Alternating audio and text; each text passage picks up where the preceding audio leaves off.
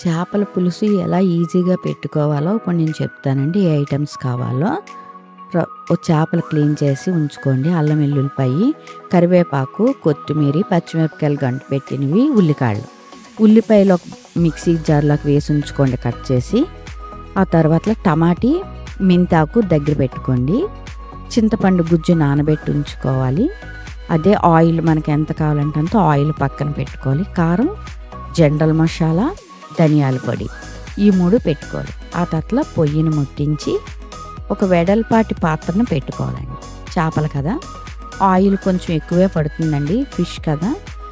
Oil వేసుకోవాలి. అది వేడైందో లేదో చూసి మనం ఇందాకలా ఉల్లిపాయ, టమాటీ వేరుగా చూపించాను కదా, రెండింటిని మిక్సీ చేసి వేసుకోవాలండి.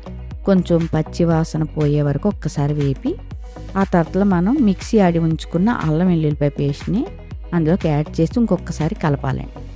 కలిపిన తర్వాత సాల్ట్ ఒక 3 చెంచాలు నేను వాడానండి. కావాలంటే మళ్ళీ మీరు వేసుకోవచ్చు. 3 చెంచాలు వేసి ఇంకొకసారి కలపాలండి. కలిపిన తర్వాత పసుపు వేసుకోవాలి. పసుపు వేసిన తర్వాత ఒకసారి కలిపి కారం వేసుకోవాలి. కారం కూడా కొంచెం ఎక్కువే పడుతుందండి, చేపలు కదా.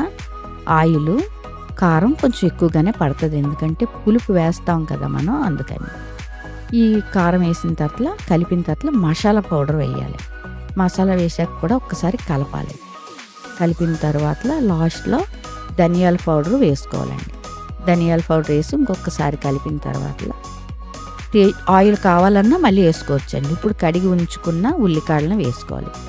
ఉల్లికాయలే నేను ఎందుకు వేస్తున్నాను, చాలామంది బెండకాయని వేస్తారు, వంకాయ వేస్తారు, చింత చిగురు వేస్తారు, టమాటీ ఎక్కువగా వాడతారు. ఒక్కొక్క దానికి ఒక్కొక్క టేస్ట్ వస్తుంది కదా.